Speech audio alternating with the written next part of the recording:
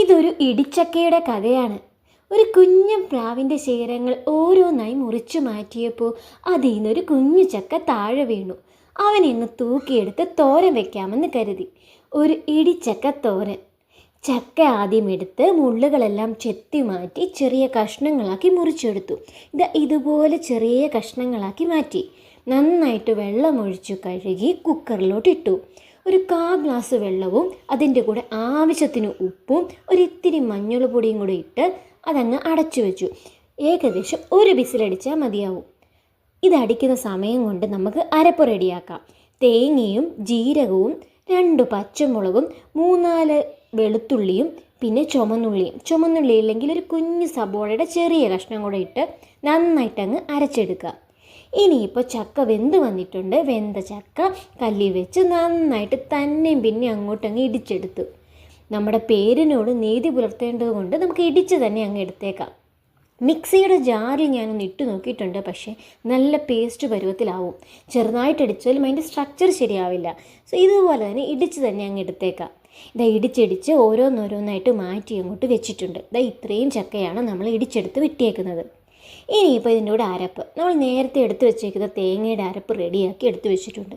ഇനിയിപ്പോൾ ഇവനെ അങ്ങ് രണ്ടിനും ചേർത്തൊരു തോരനാക്കാം. പാൻ അടുപ്പത്ത് വെച്ചിട്ടുണ്ട്. ഞാനിവിടെ തവിടെണ്ണയാണ് ഒഴിക്കുന്നത്. വെളിച്ചെണ്ണയെങ്കിൽ വെളിച്ചെണ്ണ ഒഴിക്കാം. കടുകും പത്തിലുമുളകും ഒരിത്തിരി ഉഴുന്നും അതുപോലെ ചുമന്നുള്ളിയും പിന്നെ കറിവേപ്പിലയും കൂടി ഇട്ട് നന്നായിട്ട് അങ്ങോട്ട് മൂപ്പിച്ചു.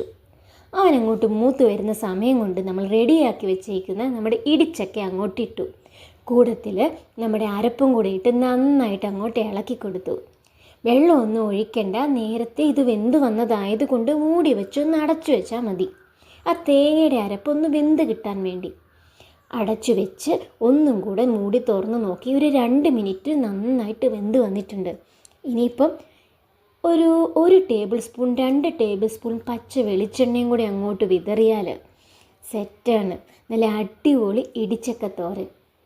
ഉപ്പ് വേണമെങ്കിൽ ചേർക്കാം. ഇനിയിപ്പോൾ മഞ്ഞൾ പൊടി ഇത്തിരി വേണമെങ്കിൽ ഒരു ചെറിയ മഞ്ഞക്കളറിന് ഇത്തിരി മഞ്ഞൾ പൊടിയും കൂടെ ചേർത്തിട്ടുണ്ട്. നല്ല ചൂട് ചോറിനും കൂടി വിളമ്പാനായിട്ട് ഒരു അടിപൊളി ഇടിച്ചക്കത്തോരൻ. വെക്കുമ്പോൾ ഇത്രയും ടേസ്റ്റ് ഉണ്ടാവുമെന്ന് കരുതിയില്ല. വെച്ച് കഴിഞ്ഞപ്പോഴും അടിപൊളിയാണ്. ഇത് തന്നെ വേണമെങ്കിലും കഴിക്കാം ഒരച്ചാറിൻ്റെ കൂടെ. ഇനിയിപ്പോൾ അതല്ല, ചോറിൻ്റെ കൂടെ, നല്ല ചൂട് ചോറിൻ്റെ കൂടെ കഴിക്കാനും അടിപൊളിയാണ്. ഫൈബറും വൈറ്റമിൻ സിയും പൊട്ടാസ്യവും കാൽസ്യവും എന്നും വേണ്ട ഒരുപാട് ഗുണങ്ങളാൽ സമ്പുഷ്ടമായ ഈ കുഞ്ഞു ചക്കയെ അങ്ങ് തോരനാക്കി കഴിച്ചാലോ.